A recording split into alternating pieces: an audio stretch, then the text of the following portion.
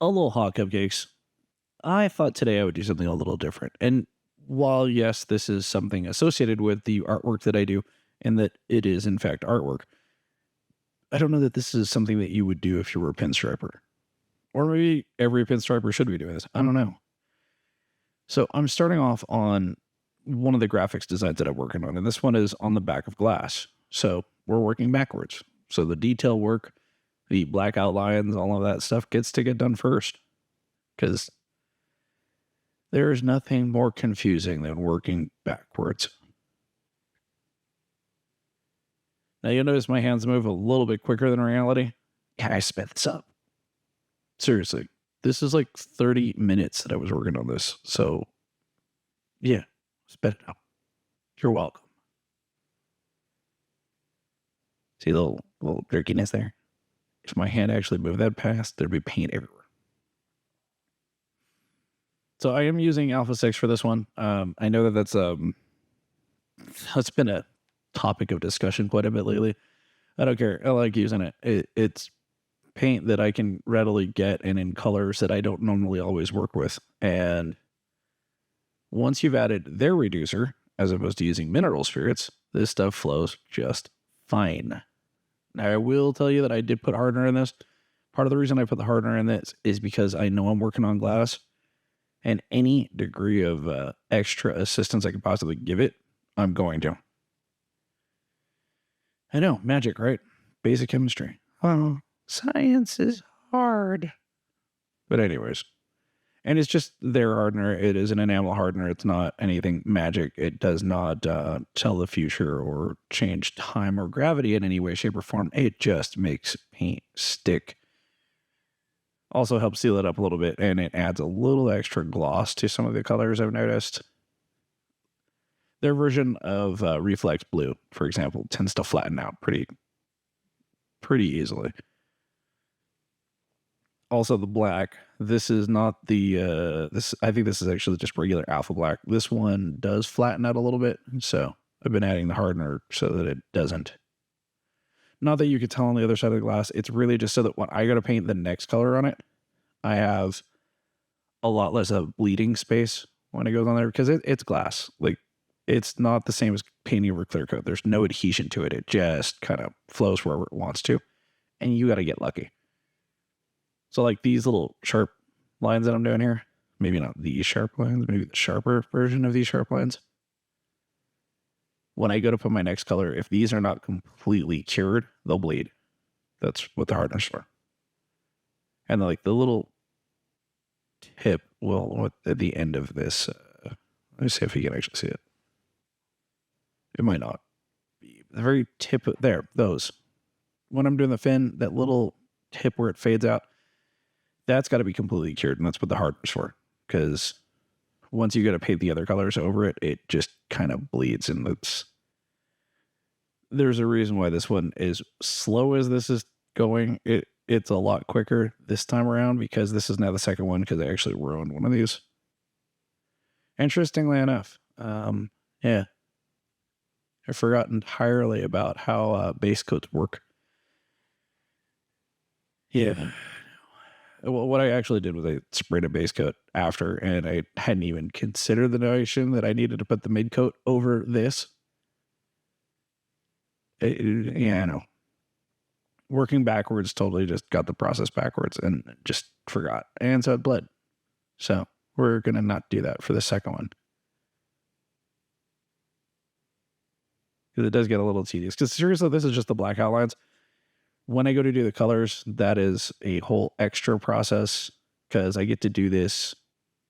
I mean, the rough 30 minutes that this takes in order for me to do, it's probably also another 30 for each color, because I have to go do the color. Yeah, no, that's it. I just go put in the other color. And I like to let them sit, because even the colors will bleed.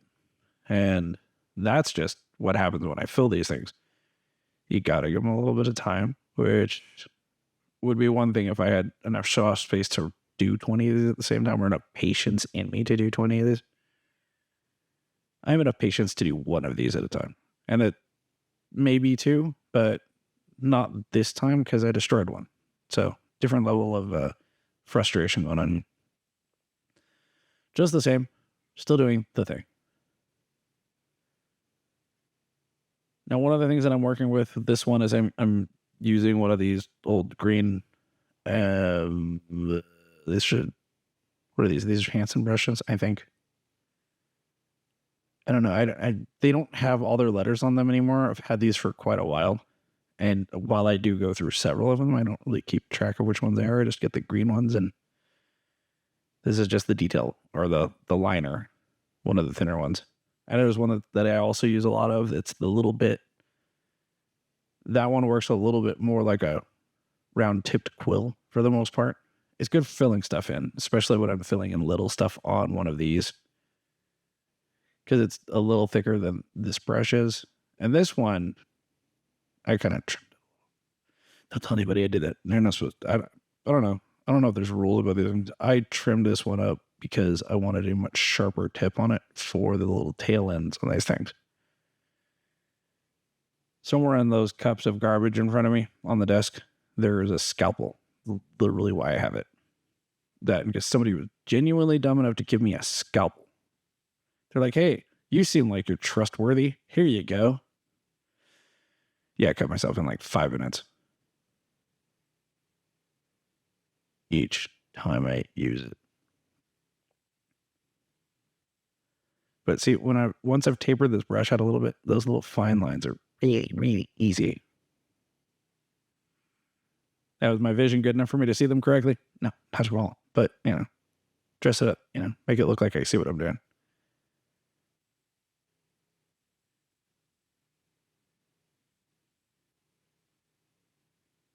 There's something else I really like doing with these. Flow it in so that the tail looks like it has those little bits of cartilage that you find in a fish. And I know, koi are supposed to be carp. Carp don't really have those. They have the little sharp, pointy, almost bony little things on there. But this one's got to have a little flow to it. It's important. I mean, they also don't have these big black spots. Well, they do, but not like this.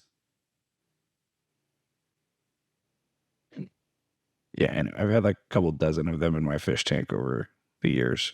And the only time they have those black spots on them is when you're about to not have them anymore.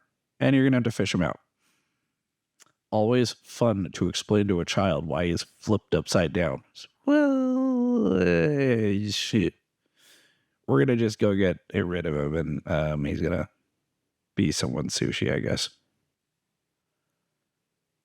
Also, if you're ever wondering about any of the experiences that I have in this existence where people don't like to eat certain foods around me, that's why. Just, I don't know how to not traumatize people. So, here we are. Now, there's no intelligent reason why I wanted to put these on here. I just felt like it. Like, they're not even part of the design. Like, look close. Do you see a drawing for them? No, you don't. Because whatever. In my head, I want them to resemble bubbles, knowing that they're not going to even close to resemble bubbles. But we're going to do it anyway, because it felt like it. Like, I didn't even mess up. I'm just putting them in just because. Also, I'll have to add little dots. I don't have a reason for that either. I just like doing it. If you look really close, literally any of the graphics that I've done in the last, say, 8-9 years, look really, really close. You will find 3 dots in there for no intelligent reason. And a few people have actually asked me about the dots. Like, why did I put those in there? What do they symbolize? And I just look at them and just guess. Because I don't know. I just do it. So we'll call that a compulsive thing. Now, if you look at the one on the bottom left, notice how I did one with a little extra in it. Technical term is also for no reason. All right, later on when I do the white, I'm going to add even more to it. Anyways, this is fun for now. Till next time, stay moist, my friends. Oh, look at that. So cool. Okay, bye.